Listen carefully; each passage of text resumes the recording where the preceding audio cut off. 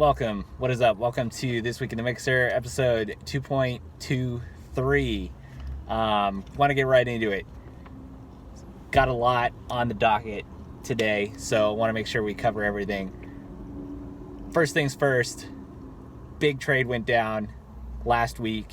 Right before game time. Before kickoff. And I know last week we talked about how your hymen was still intact. You didn't lose your virginity, but exactly that doesn't mean that you had to take it out by trade raping me. That's wait. You offered the trade. Well, I mean, yeah, but that doesn't work for that joke. So we gotta keep the narratives convenient for entertaining our audience. Okay. Both of them.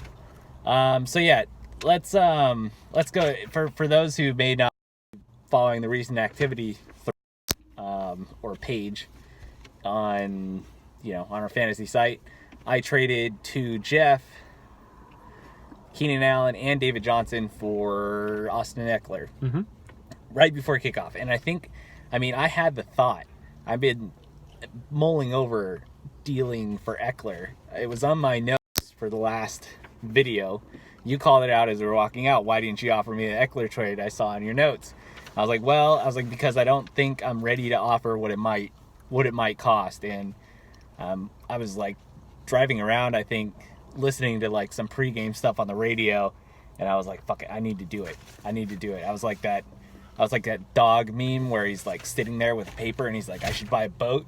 I was like, I should trade Eckler, or I should trade for Eckler. do what it takes. Nice. So this is just a lot of me talking to start things off, but I want to go over my perspective. My team, I need wins. Eckler or David Johnson was going to miss that game. Right. That had already been determined. And he's pretty much out for last night's game as well already. Yeah, and that was already known that he was most likely going to miss he was definitely missing that week's game. He missed the game last night. And there's the possibility he might miss some more games. And on top of that, I don't know if you look at their schedule, but it is brutal. They played San Francisco last night. I think they play Tampa Bay, and Tampa Bay is actually second against the run. Mm-hmm. They're good. They have a weak defense for the pass, but they're really good against the run. It's like a pass funnel, I guess. Right. And then they play San Francisco again, and then they go on bye. So I'm like, I can't use David Johnson, and I need points now. I don't know if you looked at the point standing. I need points now. And then Keenan Allen supposedly had a hamstring issue. Mm-hmm. So didn't know what that was going to be. Of course, he went out and was pretty productive. He didn't get that many points, but he looked fine for the most part. Yeah, he still ended up with, I think, 10 or 12, something like that. Yeah, so from my perspective, that trade, since I need wins and I need points now, it's basically Keenan Allen for Austin Eckler, which is, depending on how Eckler turns out, is still like a little more balanced. How do you see it on your side? So from my perspective, I was kind of like blown away when I saw the offer. Yep, that's what I was going for. Yeah, I was like, I think if I submit this to Jeff 30 minutes before kickoff, I think he accepts because he's up against the clock. Yeah, and I'm pretty sure I accept at any point if you send me that offer. For me, I'm in a lucky situation where I have McCaffrey and Cook, and Eckler was pretty much on my bench at this point, right? I'm starting Kyler, and I start Josh Allen now over any other like super flex option. Yeah. So Eckler was just going to ride my bench. Yep. The one thing I've really wanted for my team all year is a solid wide receiver 3. And so for me, you essentially, if you had just offered Keenan for Eckler, I might have done that because that would have solved like what I was really going for. Yeah.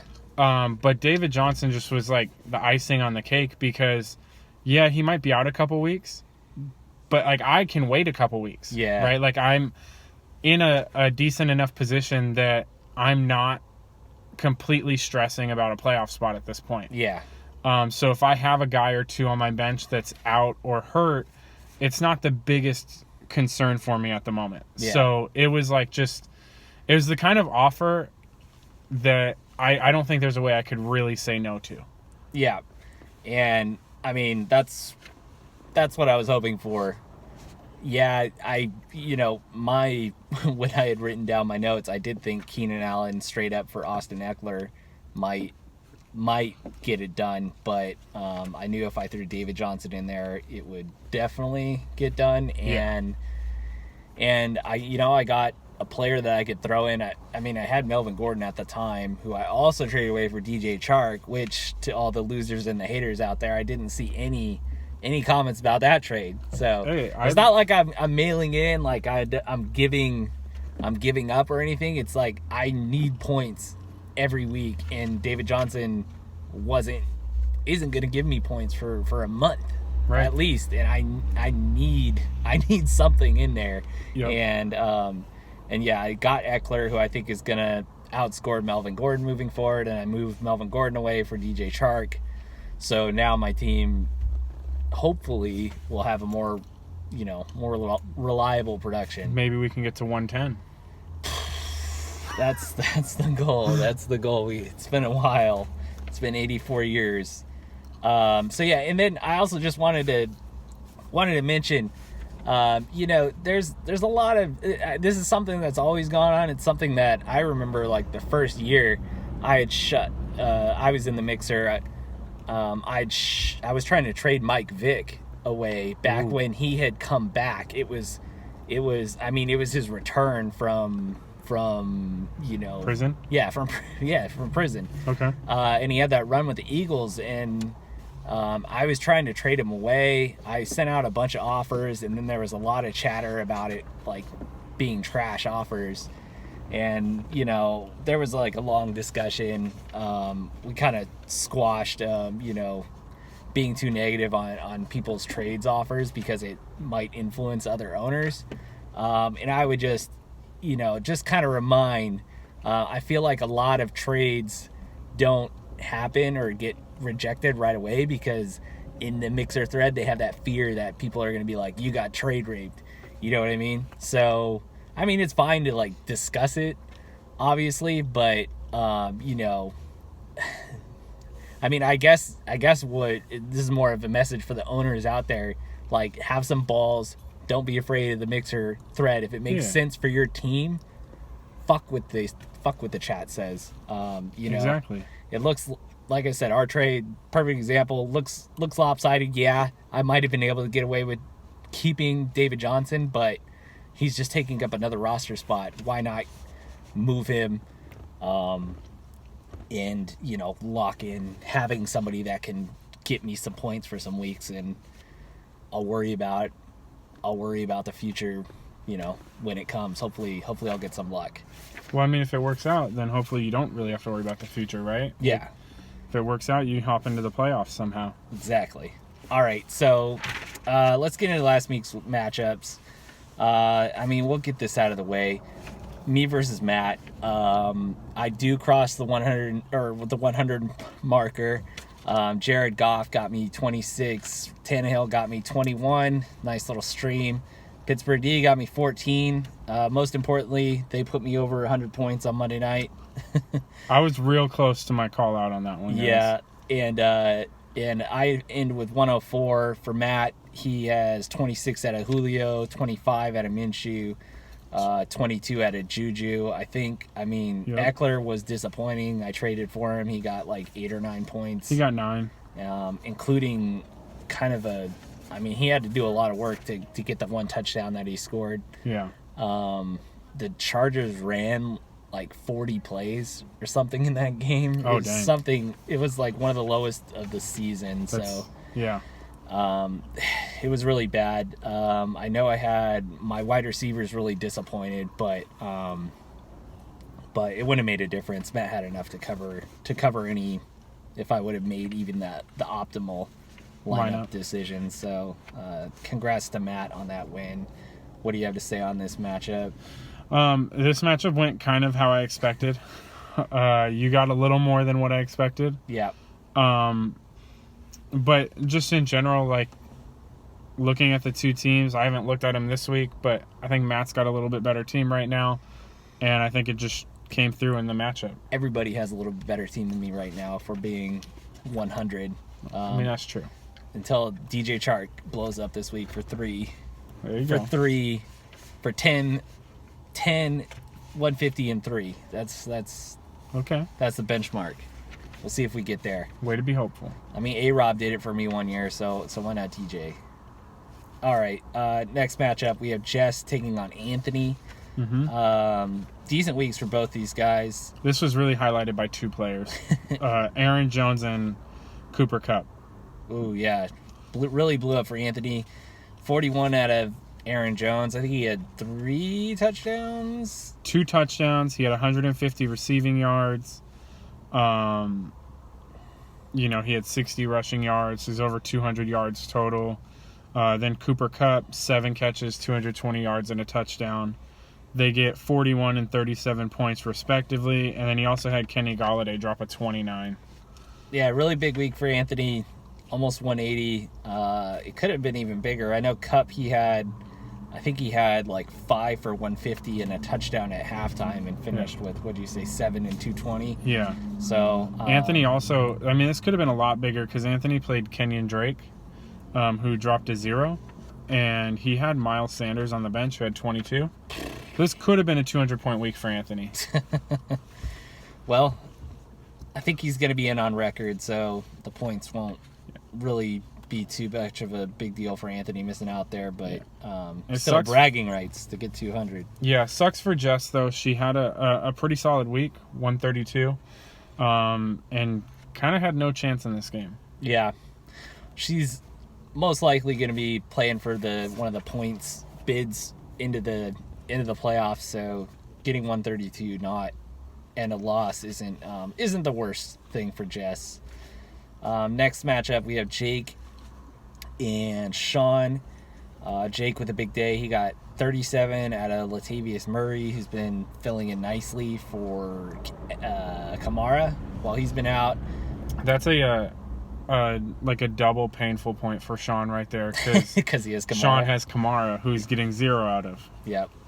And then Michael Thomas got 29, Drew Brees 28, so just a really big day for all of Zach's Saints players. Jake's, sorry.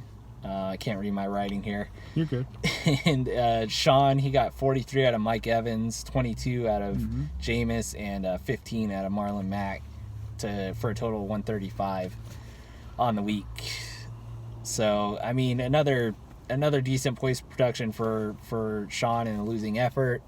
So I suppose he'll take that playing for a point spot. It's really just keeping pace though, because we had a few people that are down there towards the bottom of the standing who, were in that 130 range, unlike me. So next we'll go to your matchup. Okay. You versus Zach. You got 27 out of McCaffrey, 27 out of Dalvin, and the mandatory 20 plus points out of the Patriots D. Well, that'll stop this week, but yeah, Zach, he got 29 out of Deshaun Watson, 24 out of James Conner, rest in peace, and 19 out of the newest member of Game of Fetch, DJ Chark. What do you think of your team this week? Or how they did last week? It was a solid week. Everyone got me at least 10 points. That's always nice. Unfortunately for Brandon Cooks and for Zach, he had a concussion real early in the game, went out. That helped me out a lot. But yeah, I mean, overall, I think this is kind of what I love about my team is like no one's really exploding last week, and still just everyone's getting 10 to 20 points and just putting up a 150 point week. It's nice. Must be nice. I remember having teams like that. Seems like it's been 84 years or so. Last matchup, we have Mason versus Danny. So Mason continues to roll out Daniel Jones regardless of projections or opponent. It worked this week. I think he was the only one who played him on any team, but Daniel Jones got 31 points. Matthew Stafford got 27. DeAndre Hopkins got 22. Mm-hmm. For Danny, he got 27 out of Saquon, 27 out of Julian Edelman, and 20 out of Brady. So, what you got on this one? Yeah, I mean, Danny got a little unlucky here. He had Chase Edmonds, who got hurt, started him. Danny did make the decision to start Chase Edmonds over either of his quarterbacks, his backup quarterbacks. He super flexed Chase Edmonds? Yeah, he super flexed him. So he could have played Baker or Phillip and gotten an extra 10 points out of it. But, you know, sometimes you got to take risks if you want to win. Yeah. Other than that, I mean, Danny's in a rough spot. Like, what do you do with Le'Veon Bell? He hasn't been very good this year overall. The Jets haven't been good this year overall, but, like, you drafted him, in the second round? Like, how do you not play him? Yeah. Right? I think is where Danny's at with that, but that's, you know, kind of a tough one. Lev Bell should have better weeks ahead, but hopefully. I feel like you say that every week, and it's not happening. I tried to trade him away in another league, and didn't work. Happen? Didn't work. Yeah. So, I mean, looking at Danny's top scores here reminds me I did put in an offer for Saquon. Basically the same. I offered David Johnson and Keenan Allen for Saquon Barkley, and Danny countered with Chase Edmonds for Keenan Allen. So, needless to say, I denied that. But yeah, I mean, I did shop around that package a little bit. You know, hopefully we get a little more trade action. We got the deadline coming up. So yeah, make them. Be fearless. Do what's right for your team, not what's gonna, you know, make you look like you pulled over. Yeah, I mean, someone. Don't worry about what everyone else is gonna say or think or do. If you think it's gonna help your team, do it. Yep. You know, speaking of not worrying what everybody else is thinking or saying, we kind of had 2 or maybe 3 instances. It comes up every now and then of booing your home team or your home players, and I kind of wanted to have a little discussion on it because, you know, I feel like I need to have a solid take on this. I don't want to kind of toe the line. Okay. And be what do they call it when you're like not a middleist? What's the word when you're in the middle? When it's you're not an extremist. You're, I don't know, A centrist. a centrist or something. But yeah. So I wanted to go over it. What brought it up? I mean, there were 2 instances. The one that I saw was at the Chargers-Bears game. Mm-hmm. The Bears had the lead at halftime, and then going off the field, they were getting booed by their hometown crowd. I think the announcers referenced it, and then the main one, which is stirring up a lot of news. Maybe not necessarily in what all of us follow, but it was in the Arsenal game. Granit Xhaka, who is a team captain, got subbed off, and the fans were cheering that he was being subbed off. Obviously not satisfied with his performance that day or overall. Just for some context, Arsenal jumped out to an early 2-0 lead against kind of like a lower level team in Crystal Palace, and they came back. I think Crystal Palace got two goals. They tied it, right? 2-2? Yeah, they ended up tying, but I mean, it was like the 30th or maybe it was like the 28th. There was a penalty. I didn't watch the game, so this is all just from like box score stuff in the news I read after. But they gave up a penalty, and Crystal Palace scored. I think it was like the 28th minute or something, and then they tied it in like the 39th or something. So by halftime, it was tied. So Arsenal still had a whole nother half to score. Didn't get it done. Xhaka has been he's one of the most heavily penalized guys in the Premier League. He's not really that big of a difference maker. He is a captain. Apparently he's a really good locker room guy. But, I mean, there's lots of stories in the Premier League news cycle about it being disgraceful that the fans booed a captain coming off the field. So I wanted to know what you thought about that, Jeff. Is it okay to boo players on your team when they're not performing well? Is it okay to boo your home team, or are you kind of obligated to cheer for them, through thick and thin while they're wearing, your team's colors. I mean, personally, I'm a fan of, I believe that as long as you're not being vulgar and outright, like, disgraceful, if you're just voicing your displeasure, I have no problem with fans booing, whether it's their home team, or whether it's a player. Xhaka's been... I've never been a fan of his. I don't think he's very good. He's not a difference maker for sure. Right. He's supposed to be like a good defending midfielder with some range on his shot, but he doesn't make that huge of impact on games positively. It's always negative. He's always giving up fouls at the edge of the box and in close games. And I think that's part of it, right? Like, as a fan, generally in my experience, and obviously not there all the time, but fans don't generally boo you the first time you do something wrong. No. Right? Like, I'm all for fans, like, being supportive, be helpful, right? Like, cheer your guys on.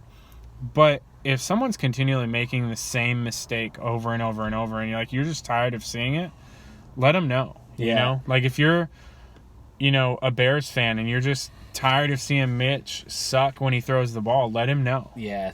Right? Like, not being able to punch it in when you're inside the red zone. Exactly. Missing field goals. Yeah. That's just, you really need to let your team have it at that point. Yeah. Especially when they spent all offseason emphasizing finding the right guy to not miss those field goals. Yeah, and I think with Xhaka it was kind of a double whammy, or it was just a really unfortunate situation, because not only is he a frustrating player that continues to make the same mistakes over and over and over again that cost Arsenal points, but Arsenal keeps, as a team, keeps making the same mistakes over and over and over again. They go up early and then they let these teams that they should be blowing out come back, and fans are frustrated with that, and they're frustrated with him. So they're gonna boo him when he's getting subbed off. He has his teammates crying on the sideline because they don't know. They're from different countries where that's disgraceful or right. I mean, at the end of the day, Arsenal needs to just play Ozil. That'll solve all the problems. Yeah, 100%. But yeah, the other. So I would say I agree with that. I feel like if you're saying you shouldn't boo anybody on your team or your team in general, I feel like that's just that's like an ownership narrative. That's like something season ticket holders may want to say, that are going out there and, like, I don't know, maybe the diehards, that works for them, but I mean, somebody needs to be holding these guys accountable. And if the coaches aren't holding them accountable, if ownership isn't holding them accountable, I think the fans have every right to let at least the public know that they're not going to stand for this. This guy, if there's a trash player that continues to get rolled out there that's making mistakes, what else can he do? If if nobody else is holding him accountable, the fans have every right to. I would say, there are a lot of times when emotions kind of create instances where people get booed kind of unfairly. I feel like the media covers it well enough to kind of bring things in balance. What comes to mind was with Andrew Luck earlier in the preseason. He was at the preseason game. People found out that he was retiring, and then he was walking off the field, and people were booing him. Like, I mean, I get in that instance why the fans were upset and they have booed, but maybe don't boo in that situation. That's just it's injury. I mean, that's a bunch of ignorant fans not realizing they were going to be blessed with Jacoby Brissett. Yeah, exactly. There's that element as well. So, I think that's where I come down on it. It's okay to boo, except in some cases, but in most cases, when somebody's unjustly booed, there's going to be a lot of virtue signaling riders on Deadspin that'll, No, there won't be. Deadspin's not. Oh yeah. Well, I mean, maybe this week in the mixer we'll take care of that. We'll be the watchdogs that watch out for unnecessary booing. Do you have anything you want to add to that? Are you ready to get into the? I'm ready to go preview into for this week. To this week's preview. And granted, like, we're a little bit late on this. My fault. We were supposed to do this on Wednesday, and I had a meeting switched over, so I couldn't make it. So I sent a message to the producers of This Week in the Mixer, and they graciously moved taping to Friday for me. Yeah, we bumped some things around on our busy schedule and made it work, because that's what we'll do.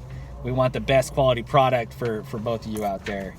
So let's get into this week's matchups. Unfortunately, I printed this after last night's game, so I don't have a full breakdown of who's going. So I might rely on Jeff for that a little bit. Okay. But right now, as we stand, this can't be right. I'm projected to win. I'm taking on Zach, so it'll be interesting because he traded me Chark. I traded him Melvin Gordon. I have Eckler now, so kind of got like 3 different things that could go. We got Eckler versus Gordon in general, and then like DJ Chark versus Gordon, since that's who I traded to get DJ Chark. I'm projected for 124, and Zach is projected for 117. Maybe he has somebody injured in his lineup.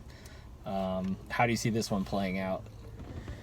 I mean, this is tough, right? Like, I got Lamar Jackson against the Pats, so it's kind of like, is Lamar Jackson the real deal? Can you rely on him for 20 points or more every week, regardless of opponents? Are the Patriots really good? Because they've played a bunch of trash teams. True. So that's gonna be fun to watch. Yeah, I mean, I have a hard time with this matchup. I like a couple guys on both sides. I like Deshaun and Zeke. I like Lamar. I like Josh Jacobs. Tyreek is solid because he can break one at any time. Yeah. Like, this is a very even matchup this week to me. Yeah. It's a projected 7-point win for Rob. And I could see it being that close. Yeah, I'm rolling. I'm spot starting Derek Carr. So I got the third or the fourth best quarterback in the NFC West on bye. So I got Derek Carr out there, and hopefully he pulls through. He's been scarily reliable, and he's got a good matchup. But what could go wrong? Yeah, I mean, low key, I kind of hope you win this one, Zach. I need to. At 4-4, I want, basically, like, I'm a little selfish, guys. I want all of the people with good teams to lose to all the people with bad teams. So you guys just all stay in the middle. Makes sense. Watch it out for number 1. All right, so we'll move on. Next up, we have Anthony and Sean. Right now, we got he got 29 points out of Kenyon Drake last night. Yeah, That's rushed pretty nice. Rushed for 100 yards. Had a touchdown, 2-point conversion, 50 yards receiving on 4 catches. Should be David Johnson's points. If that were David Johnson, he might have got. I mean, David Johnson might have gone over 50. Yeah. Yeah, but I mean, Miss him. Anthony's projected to win this 143-121 after last night. Anthony looks like Devontae Adams might play this week. Kamara might be back for Sean, or has he been ruled out? I don't know. Kamara's not on IR anymore, so maybe he's coming back. I just like Anthony's team better in this one. I doubt Mike Evans has another 40-point week this week for Sean. Jameis is playing in Seattle, so is Mike Evans. Seattle's defense isn't what it used to be, but you never know what Jameis is going to do. True. Could be a 6-interception day. Cortland Sutton's also playing the shutdown defense of the Browns. That's going to be a tough one with a rookie quarterback. Yeah. So I see Anthony's team taking this one pretty easily. Yeah. Better weeks ahead for Sean, but maybe he'll be flirting with a 100-point line and I can make something up. Next up, we got Jess and Danny. This should be another good one. Jess right now projected for 133. She got 25 in Emmanuel Sanders last night, who looked amazing. Yeah. And Danny projected for 135. He's got Saquon back, so it should be pretty close, this matchup. Yeah, I mean, I see this matchup being real close. I actually see this matchup this might come down to what Le'Veon Bell does against Miami. And if he doesn't have a good game against Miami, I don't know what you're going to do, Danny.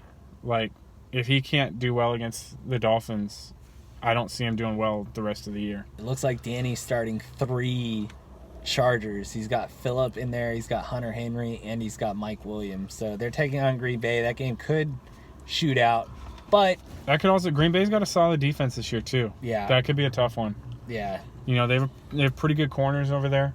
Mike Williams never been a great separator, which is why he's got a lower catch percentage. He'll need a touchdown or 2 out of him. Yeah, I heard that he is one of the players with the most who's most below their implied touchdown total. He should have something like 3 or 4 on the year, and I think he only has 1. Yeah. So he's getting the red zone looks. He's just gotta turn them into points. Gotta convert. It is a scary situation having a lot of eggs in those Charger baskets. That's why I dealt away 2 of them. Smart. So I mean, good luck with that, Danny. I think Jess takes this just because I don't believe in the Chargers. I do too, actually. I'm siding with Jess on this one. And I mean, the matchup before, I guess I'd take Anthony. I don't think I mentioned that. Next up, we got Matt versus Mason. A lot of close projections this week. Matt's projected for 125. He only got 7 out of Larry Fitzgerald last night. Mason is projected to get 129. Mm-hmm. Is Mason starting Daniel Jones? I'm sure he is. Always. So, I mean, good luck with that. This is a matchup of the water bet. It's the shoe against the Jones. Oh, dang. Yeah, that's right. So, Matt, I will say, though, I got to call Matt out for this one. He is all on this Gardner Minshew train, right? Mm-hmm. But he doesn't have him in Dynasty. I've tried to trade him Gardner in Dynasty. He doesn't even come back with a counter. I don't know if he's really on this Gardner Minshew train or not, or if he's just faking it, right? Because, like, you think, like, if someone were really on the train, get him on a team where you get him every year. Facts right? don't lie. I'm glad I'm getting the WikiLeaks. Yeah, I'm just saying. Of this. Calling you out, Matt. Yeah, the whistle has been blown, Matt. Are you gonna participate in this inquiry, or are you gonna denounce its legitimacy? So yeah, I mean, we can all throw on jorts and a headband and pretend. Yeah, and show off our bulge, but you know, actions speak louder than words, and you not acquiring Minshew in Dynasty speaks volumes, I think. So I mean, for that, I'm gonna pick Mason. I am too. As much as it pains me. I just like Mason's team a little bit better. I don't like frauds. That's a theme of you know, this week in the mixer. It's one of the deepest themes. We don't eat babies. We boo our teams, and we don't like frauds like Matt's exactly. Minshew affinity. Last matchup, you versus Jake. You're projected for a humble 164, and Jake is projected for 123. Mm-hmm. I do see you got 25 out of Kyler last night and 19 out of Kittle. So. Yeah, so this was a great start for me. A decent start for Jake. He did get 31 out of Garoppolo. Mm-hmm. That 3 out of the 49er defense, you know, and 5 out of Tevin Coleman is tough. Yeah. But not a terrible, you know, Jimmy G makes up for that a little bit by going over I think his initial projection was like 17. So, you know, not bad. Kyler ended up, you know, got a little lucky with that, 89-yard touchdown pass. So that helped me out a lot. And then Kittle caught the touchdown, but he also was, half a yard short of a second touchdown. Could have been a bigger night for me. Yeah. But must be rough. Must be rough only being projected for 164 after Thursday Night Football. I mean, it's not ideal. And getting 19 points out of your tight end. I don't think I've gotten 19 points out of my tight ends cumulatively all season. I mean, look, you got to know how to play fantasy football, Rob. You gave me, you know, guys, I got a little story for you real quick. It was a couple of Christmases ago. We do the, the white elephant or whatever. Yeah. And I was lucky enough to be gifted Fantasy Football for Dummies. Yeah. And after a few years of studying, it seems like it's starting to pay off. Might be my biggest mistake ever. I have passed over the baton of being the most successful wine mixer member year on end, or year after year. So I mean, I got a steep hill to climb. I think I'm about 100 points off of the last spot. So I need a few big weeks. But I'm not giving up yet, and all of you should be rooting for me, because I mean, it hasn't happened yet. I don't think anybody's done it yet, but we can trade for draft picks. And if I see that my team is done, like, I don't care. I'll throw the friggin' license plate on. I'll take all your insults being the Sally, but sure as hell next year I'm gonna be locked and loaded. I'm gonna sell off some pieces for draft picks, and you guys are not gonna want to face me next year. I'll if trade I you have David those Johnson draft for your first round pick. No, man. Why would I do that? Why would I do that? We're getting out of here. You know, you just brought down the overall intelligence of this episode. We were going so good. We had nuanced takes, and now it's just dropped a lot. So We can't be. We have 2 subscribers, right? We can't be. yeah. Well, no, actually we have like 9. Ooh, so there you yeah, go. I don't know who they are. I can't see that. I'm one of them. You know, Sean hasn't let me into the simulations algorithms where I can see YouTube subscribers. But Okay. But yeah, you thought you were going to get off this week, Sean, without that being mentioned. But you know, I had to throw it in there. So we're done. Unless you had something to add. I don't. All right. Good luck this week. See you guys later.